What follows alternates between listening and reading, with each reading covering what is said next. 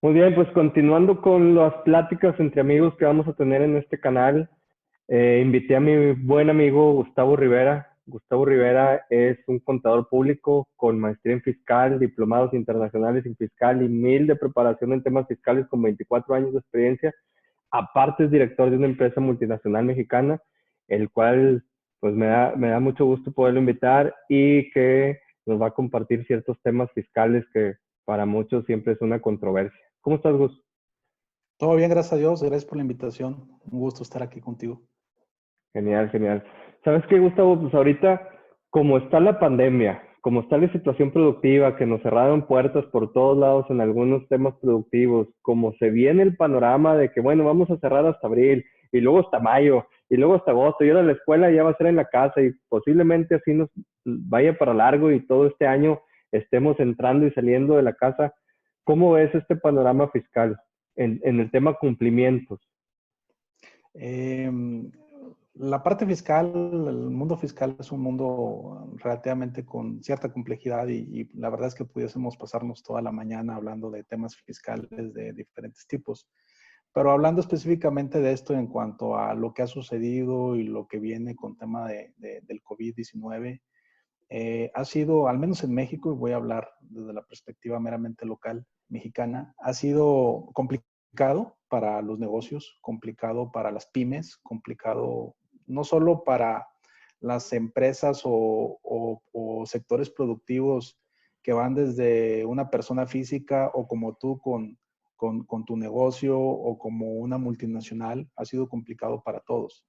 ¿En qué ha sido complicado? En el proceso que se ha tenido que llevar con respecto al cumplimiento de obligaciones fiscales de cada uno de los contribuyentes.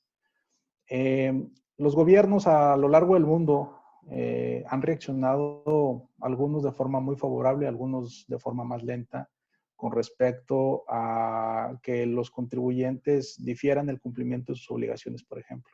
Que si tenías que realizar un pago provisional, por citar un ejemplo, que no lo realices sino hasta agosto o hasta septiembre.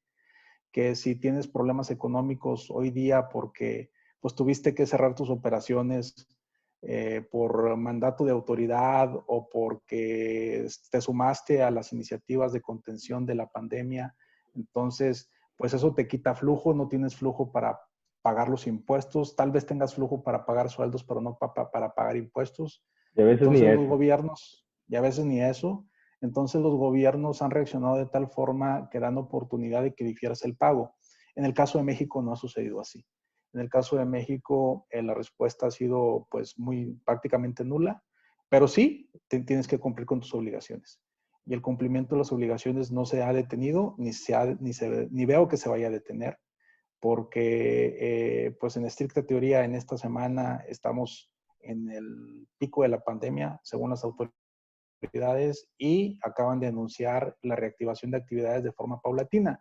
Entonces, si esto no sucedió hace algunas semanas, donde estaban todos los negocios cerrados, pues tampoco va a suceder que el gobierno federal o estatal vaya a permitir que se difiera el pago de impuestos o el cumplimiento de obligaciones. Entonces, eso Exacto. le da un grado de complejidad mayor para los negocios, porque como ya dijimos, no tienen flujo y aparte tienen recursos recortados con la finalidad del cumplimiento de obligaciones fiscales. Sí, como tú me lo contaste, pues no hay ni para dónde hacerse, ¿no? Porque adicional a todas las obligaciones que ya tienen las empresas ahorita, y las más importantes son los sueldos que tienen con todos los empleados, pues es la parte de que todavía tengo la obligación con el fisco y no tengo el ingreso que debería estar teniendo. Se vuelve bien complejo. Y, Es correcto. y la otra parte también que está interesante analizar es el tema de personas físicas. Si bien recuerdan, pues, en abril es cuando las personas físicas hacen su declaración anual y el gobierno dio una alternativa para aplazar esa declaración anual que tengas que hacer. Y actualmente, ¿cómo está esa situación, Gus? Sí, como sabemos, de forma tradicional, la declaración anual de personas físicas se tiene la fecha límite para ser presentada el 30 de abril, es lo que establece la ley. Entonces, normalmente, tradicionalmente sabemos que la declaración anual se presenta entre el 1 y el 30 de abril, ¿sí? Precisamente por el tema de la pandemia, y creo yo reaccionando de una forma algo tardía, pero al final reaccionaron y eso pues hay que de alguna forma reconocerlo. Por ahí de la última semana de abril, veintitantos de abril, salió una publicación en la página del SAT que establecía un adelanto de una resolución miscelánea donde se decía que la declaración anual se podía extender hasta el 30 de junio, hablando de personas físicas en particular. ¿Sí? Eso se ratificó recientemente a través del Diario Oficial de la Federación el lunes pasado, el 12 de mayo. Ya salió la publicación en el Diario Oficial de la Federación, la resolución miscelánea, la modificación a la misma, donde a través de una regla miscelánea se faculta y se permite que la declaración anual sea presentada hasta el 30 de junio. Es decir, si no, por alguna razón no tuviste oportunidad de presentar tu declaración anual al 30 de abril, ahorita lo puedes hacer sin ningún problema, hoy, mañana o cualquier día, siempre y cuando no se pase el 30 de junio. Muy bien. Y al tener saldo a favor, ¿Hacienda lo está regresando automáticamente? Sí, cuando tienes normalmente una persona por salarios, vamos a llamarle, ¿no? Donde es la generalidad. O una persona con actividad empresarial, persona física con actividad empresarial o profesional. Y resulta un saldo a favor. Ese saldo a favor, tú tienes, digamos, dos formas de recuperarlo. Una forma es la compensación y otra forma es la devolución. Y voy a entrar en la devolución, que es la pregunta que me estás haciendo. En el caso de la devolución, la autoridad te puede devolver de forma automática una vez que tú llenes la declaración anual a través de la página del SAT, en su aplicativo informático, y entonces la autoridad te puede devolver de forma automática siempre y cuando la declaración anual haya resultado un saldo a favor entre 10,000 pesos y 150,000 pesos. En otras palabras, no mayor a 150,000 pesos. Esa es la devolución automática. Si tu saldo a favor es abajo de 10,000 pesos, entonces basta con que tu declaración la firmes con la que llamamos la contraseña. La contraseña es el password que en algún momento se tuvo que tramitar para hacer cualquier trámite fiscal a través de la página del SAT.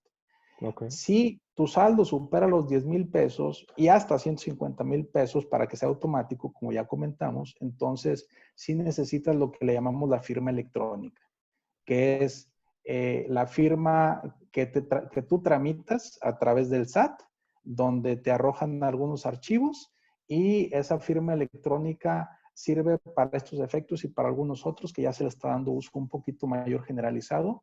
Entonces, ahí sí vas a requerir la firma electrónica cuando tu saldo a favor supere los 10,000 pesos, pero no le quita la parte que la devolución sea automática.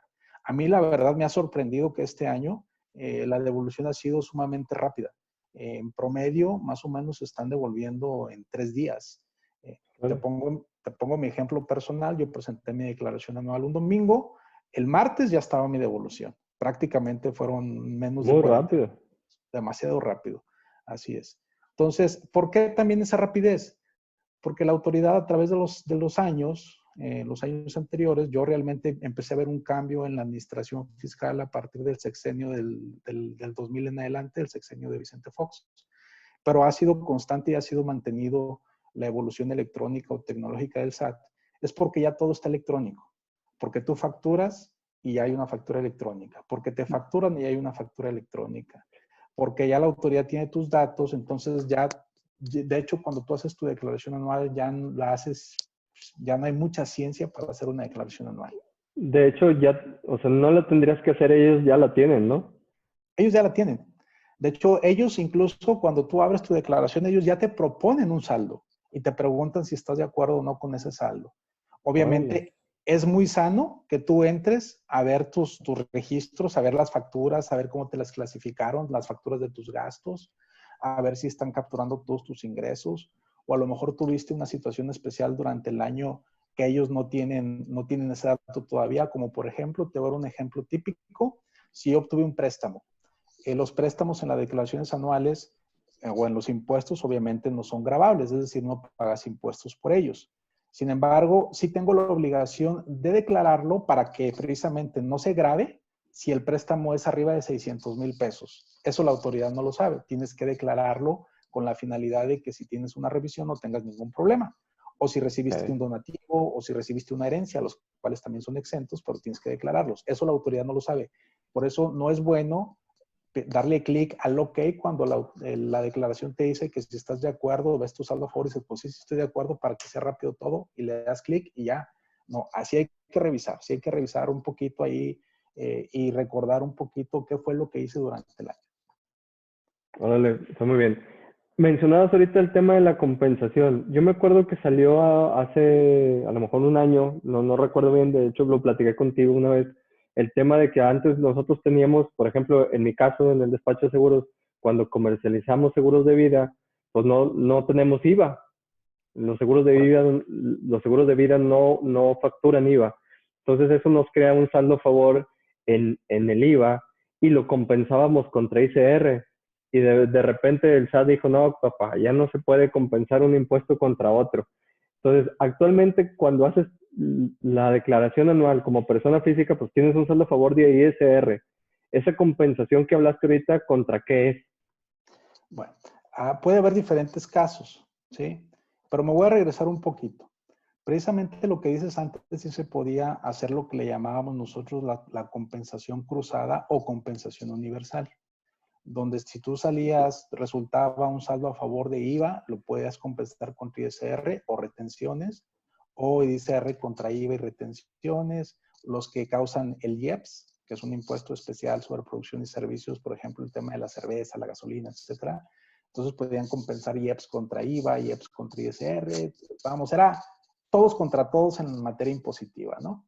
Exacto. Entonces, eso cambió a partir del ejercicio fiscal 2019, que fue el año anterior, donde vino una reforma a través de la ley de ingresos y se prohibió, hubo un pataleo, si me permite la expresión legal, jurídico, a través de los juzgados, de los tribunales, donde se amparó gente, etcétera, etcétera. Al final, pues lo que sucedió es que la Corte no le dio razón al contribuyente y le dio razón a la autoridad.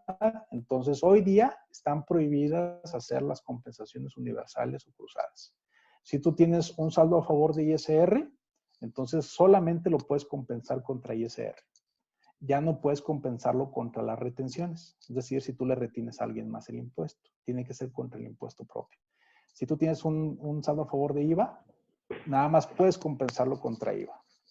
Entonces, en el caso de la declaración anual, cuando tú haces tu declaración y te hace el cálculo automático el sistema del SAT y te resulta un saldo a favor, te pregunta, ¿qué quieres hacer con el saldo a favor? Si tú le das compensación, entonces quiere decir obviamente que no te van a devolver el dinero, que se va a quedar ese saldo a tu favor para que si el próximo año o en tus pagos provisionales, en caso de ser una persona física con actividad empresarial o profesional, tienes un saldo a cargo, lo puedas compensar. Es decir, que no erogues flujo de tu bolsa, que no saques flujo de tu bolsa. A eso se refiere la compensación. Sin embargo, hay que ser cuidadosos si en determinado momento elegimos la opción de compensación, precisamente por el tiempo que puedes tomarte para poder recuperar ese dinero, digamos, ¿no?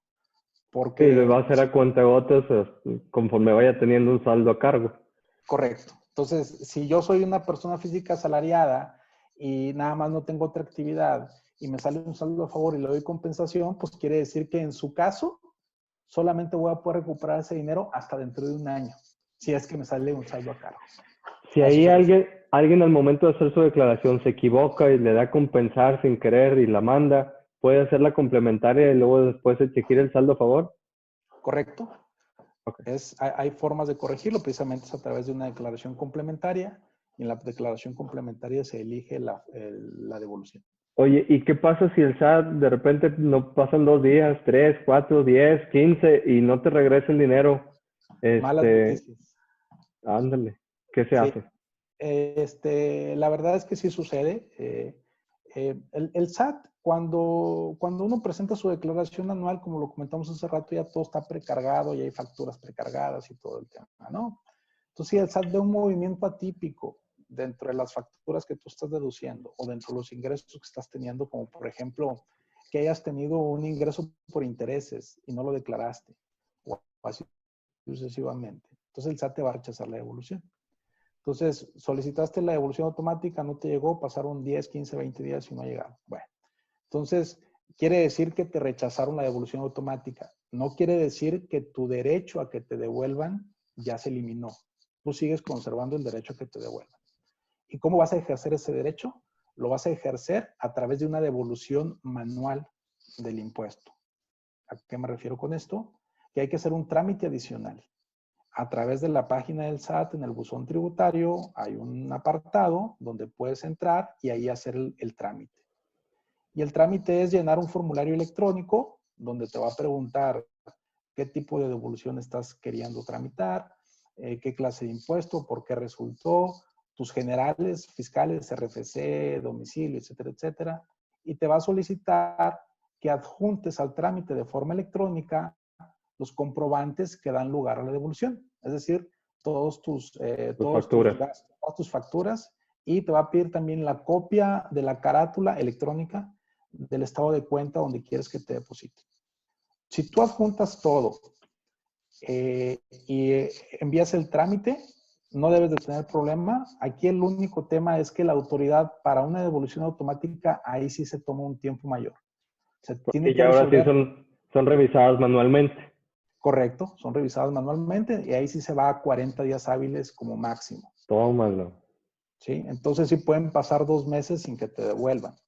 Y, Puede y eso, ser, y dime, pregunta. eso es en el mismo caso si te devuelven una mitad de lo que esperabas, tienes que hacer el mismo proceso, me imagino. Es correcto, es exactamente lo mismo. Si ha pasado, a mí en lo particular me ha pasado los dos casos y a conocidos familiares les ha pasado, donde tú te resultó un saldo a favor de 10,000 pesos, por decir algo, y te llegaron 5,000. Bueno, pues hay que hacer exactamente el mismo trámite para solicitar la devolución por el remanente que no te llegó.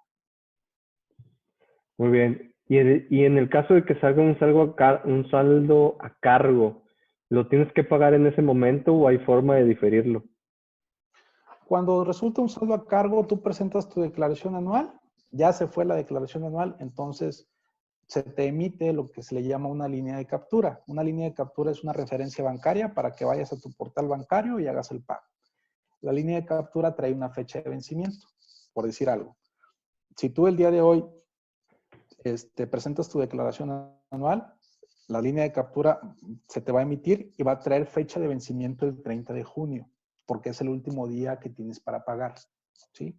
Una persona que presentó su declaración anual el 1 de abril o el 2 de abril traía una línea de captura con fecha de vencimiento el 30 de abril antes de que entrara esta prórroga, ¿ok?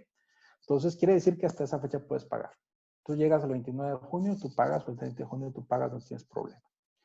Si en determinado momento no pagaste el 30 de junio porque no tenías fondos o porque se te olvidó o por lo que tú gustes y mandes, entonces puedes pagar hacia adelante, sin embargo vas a tener que tramitar otra línea de captura. Y esa otra línea de captura, la única forma de obtenerla es a través de una declaración complementaria. Si pagas, Hay que hacer si, todo otra vez. hay que hacer todo otra vez. Si pagas después del 30 de junio, entonces ya corren lo que le llamamos accesorios, que es recargos y De actualización. actualización. Exactamente. Los recargos es una tasa de interés, digamos, del 1, de cerca del 2%, y la actualización es acorde a la inflación, ¿sí? Ahora, presentas tu declaración, pagas tu recargo, la actualización, el impuesto y se acabó, no, ya no hay problema. Si de forma consciente tú dices, no tengo dinero para pagar el 30 de junio, entonces lo que se puede hacer es pagar en parcialidades. Decirle a la autoridad que vas a pagar en pagos chiquitos de 6 meses, ¿sí? En 6 parcialidades máximo. Entonces, ese pago en parcialidades, la propia autoridad a través de la resolución miscelánea pone una tabla de factores donde tienes que multiplicar el impuesto por el factor porque trae un componente de financiamiento, es decir, trae un interés. Okay. Entonces, de esa forma ya no pagas ni recargos y actualización, pero pagas ese componente de financiamiento. ¿Sí? Ahorita que dijiste que los recargos eran el 2%, estamos hablando de 2% Aproximado. anual. No, mensual. Tómalo. O sea, alrededor mensual. del 20-24% al año. Correcto. Es el 1.40, se me fue de la mente en este momento, 1.40 y tantos anual. Mensual, perdón, mensual. Sí, que al final si lo multiplicas por 12, sí más o menos te da el 23%, 24% anual. Es carísimo. Es bastante caro. Sí, Órale. sí, Muy porque bien. súmale la inflación, perdóname, súmale la inflación, entonces un 23%, vamos a suponer más. Ponle que en el ejercicio, en el año, hayan pasado 4% si te lo llevas anual, estás hablando de un 28%, más o menos. Sí, Carísimo. no. Sí, está más caro de cualquier crédito bancario. Bueno, que Correcto. no sean tarjetas de crédito, que ya Así es, vamos a los 60. así es. Eh, ¿Qué recomendación das en general en el tema de esta presentación de la declaración anual? La declaración anual, como ya lo comentamos, todo es súper automático, ya todo está a través de la página del SAT de forma electrónica. Pero la primera recomendación son varias, pero la primera recomendación que doy es que estemos atentos en el tema de la vigencia de la contraseña y de la firma electrónica. Es muy común que luego no recuerdo yo cuándo fue que tramité la firma electrónica y que ya venció, porque la firma electrónica tiene una vigencia de 3 años. Antes de los 3 años, cuando la tramito, tengo que renovarla. ¿Ok? Entonces, si no la renové y resulta que cuando ya quiero hacer mi declaración anual está vencida, pues tengo que hacer el trámite de nuevo y eso puede ser tardado y puede ser angustiante y fastidioso porque normalmente la época de declaraciones anuales que ronda entre marzo y abril, personas morales, personas físicas, el SAT está lleno, está absolutamente lleno en cuanto a citas. Entonces es bien difícil conseguir una cita para tramitar este tipo de cosas y si vas a hacer fila te vas a tardar un ratito ahí haciendo fila. Igual con el tema de la contraseña, es súper recomendable que la contraseña sea recordable o que la anotes en algún lugar donde administres tus contraseñas para que no se te olvide, porque si te olvida se te bloquea. Esa es una. La segunda es tener un inventario, digamos, de las actividades que has hecho en el año, ¿sí? Por ejemplo, salarios, a lo mejor rento una casa, a lo mejor tuve ingresos por intereses, a lo mejor retiré el ahorro que tengo en mi plan de pensiones, a lo mejor tuve un ingreso por un donativo o tuve una herencia que me llegó. Todo ese tipo de cosas hay que inventariarlas con la finalidad de que se declare y no tener una contingencia futura. Muchos de estos ingresos de los que estoy hablando no pagan impuestos, son meramente informativos, pero es mucho mejor que se declaren porque si la autoridad llega a revisarte y aunque no paguen impuestos, no los declaraste, que pagues el impuesto por él, por no haberlo declarado. ¿Sí? Ese es un tema Es importante. muy importante. Okay. Es sumamente recomendable, a pesar de que ya todos los gastos están en la página del SAT y los vas a encontrar en tu declaración anual ya clasificados, revisarlos, ¿sí? Que si tienes gastos médicos mayores, que si tienes un plan de pensiones, que si tienes gastos funerales, etcétera, etcétera. Todos aquellos Eh, gastos que eh, pueden clasificar. Sabes que ese punto es bueno, o sea, de los gastos que pueden participar para que sea una deducción personal. Ya sabes que las personas físicas pueden ser gente que es asalariada y solo recibe sueldo, solo recibe ingresos por un sueldo y de ese sueldo le retienen un impuesto que se llama ICR y pues no hay para dónde hacerte. Las personas que Correcto. tienen una actividad como profesional o actividad empresarial lo que hacen es que reciben ingresos sobre lo que facturan y por medio de facturas de sus gastos hacen sus deducciones mensualmente. Pero Correcto. en el año, o sea, en la declaración anual, tienen ese privilegio de poder deducir algo adicional. Las personas que son de actividad empresarial y profesional, las asalariadas es la única chance que tienen. Correcto. Esas deducciones personales, estamos hablando que son gastos médicos mayores. Me dice si me falta uno. Uh-huh. Temas de gastos funerarios. Uh-huh. Ayuda por colegios, ¿no? También puedes deducir lo que pagas de colegios de tus hijos en un porcentaje. Correcto. Correcto. Intereses reales de una hipoteca Correcto. y planes de pensiones. Claro. Y ahí entran dos artículos, el 151 y el 185, que uno Correcto. es, es un fondo personal de retiro y el otro es un ahorro especial una cuenta especial para el ahorro. Correcto. ¿Me faltó alguno?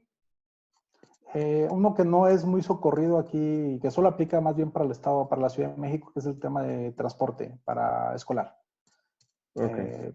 Prácticamente es eso. Y te faltó también el otro, es el de donativos.